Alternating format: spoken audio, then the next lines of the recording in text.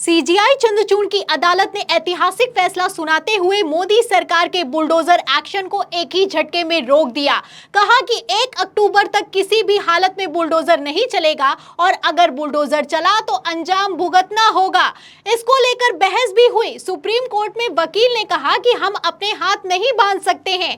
तब जस्टिस ने कहा कि अगर कुछ दिन बुलडोजर नहीं चलेगा तो आसमान नहीं फट पड़ेगा।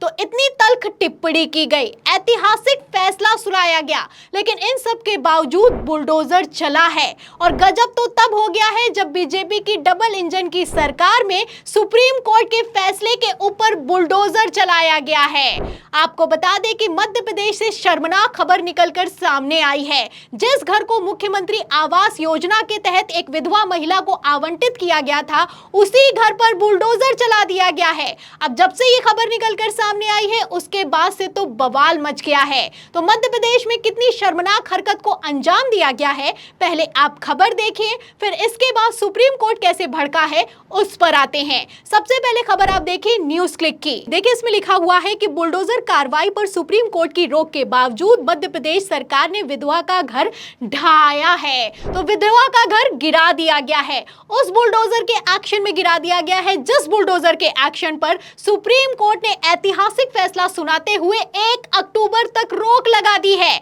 आपको बता दें कि 70 साल की बुजुर्ग विधवा का घर गिरा दिया गया है और उसका घर तब गिरा दिया गया है जब वो इलाज करवाने के लिए अस्पताल गई थी। अब जब से ये खबर निकलकर सामने आई है, तब से मध्य प्रदेश सरकार की जबरदस्त फजीहत हो रही है। देखिए खबर में लिखा हुआ है कि बुलडोजर कार्रवाई को रोकने के सुप्रीम कोर्ट के 17 सितंबर के आदेश के बावजूद मध्य प्रदेश सरकार ने 24 सितंबर को 70 वर्षीय विधवा बरकत बाई के घर को अतिक्रमण घोषित करते हुए गिरा दिया है।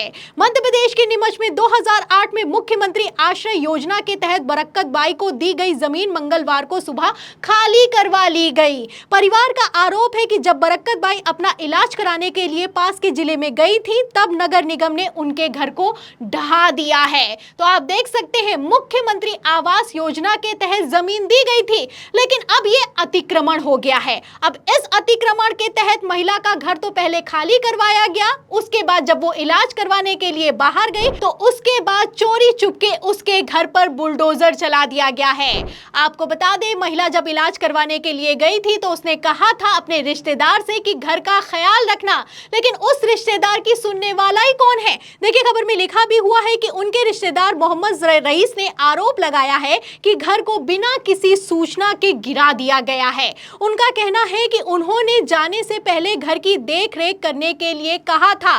रईस ने सवाल उठाया है कि योजना के तहत सरकार द्वारा दी गई जमीन का एक टुकड़ा अवैध या अतिक्रमण कैसे हो सकता है। उन्होंने ये भी कहा कि जमीन के कागजात बताते हैं कि जब तक सरकार उनके रहने के लिए कोई दूसरी व्यवस्था नहीं करती, तब तक उन्हें उस जमीन से हटाया नहीं जा सकता है। तो हटाया नहीं जा सकता है क्योंकि सरकार की तरफ से जमीन को आवंटित किया गया है, पहली बात। और दूसरा आप देख सकते हैं कि हटाना तो दूर की बात है, बुलडोजर एक्शन कर दिया गया है, चोरी चुपके कर दिया गया है।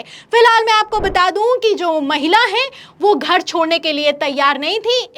इसके चलते पहले तो उनके घर के सामने नाला खोद दिया गया, उनको परेशान किया गया। उसके बाद भी जब वो तैयार नहीं हुई तो प्रशासन ने खेला किया है। और कितना बड़ा ये खेला हुआ है, सुप्रीम कोर्ट की रोक के बावजूद। एक एक लाइन को ध्यान से सुनिएगा, क्योंकि सुप्रीम कोर्ट की मोदी सरकार जो कि डबल इंजन की चल रही है, कितना सुनती है, इस खबर से आपको साफ पता चल जाएगा। तो सुनिए, खबर में आगे जो लिखा है वो और भी ज्यादा चौंकाने वाला है। खबर में लिखा है कि शिकायत की गई है महिला की तरफ से, और शिकायत में उन्होंने बताया है कि उन्हें घर छोड़ने के लिए मजबूर करने के लिए नगर निगम के अधिकारियों ने उनके घर के बाहर नाला खोद दिया, जिससे उनकी आवाजाही रुक गई। जब वे इलाज के लिए गई तब चुपचाप घर को ढहा दिया गया। जब स्थानीय लोगों ने तोड़फोड़ पर सवाल उठाया और कागजात मांगे तो अधिकारियों ने उनके साथ दुर्व्यवहार किया है। तो ये हाल हो चुका है, और ये हाल तब हो चुका है जब सुप्रीम कोर्ट ने बुलडोजर के एक्शन पर रोक लगा दी है।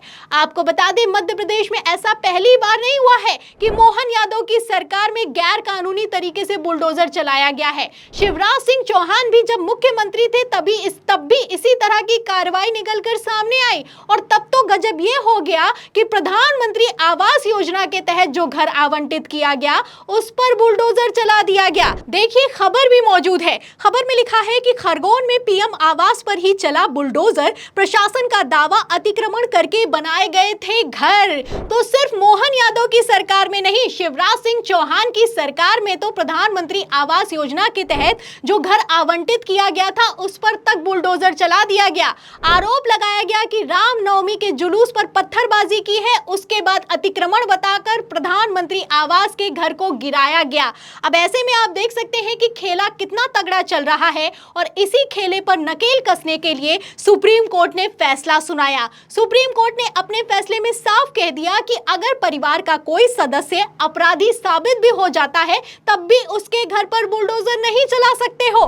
देखिए, खबर में लिखा है कि परिवार के किसी सदस्य ने अपराध किया है तो उसके परिवार या घर के खिलाफ कार्रवाई नहीं की जा सकती है। बुलडोजर एक्शन पर सुप्रीम कोर्ट, तो सुप्रीम कोर्ट ने अपने आदेश में साफ कह दिया था कि जब तक हम फैसला नहीं लेते हैं तब तक कोई बुलडोजर नहीं चलाओगे। बुलडोजर चलाना है तो सड़कों पर चला सकते हो, जो अवैध निर्माण हुआ है उन पर चला सकते हो, लेकिन इस तरीके से बुलडोजर अभी नहीं चलेगा जैसे कि चलाया जा रहा है। लेकिन फिर भी बुलडोजर चला है, और गजब तो तब हो गया है जब भारतीय जनता पार्टी की डबल इंजन की सरकार में चला है।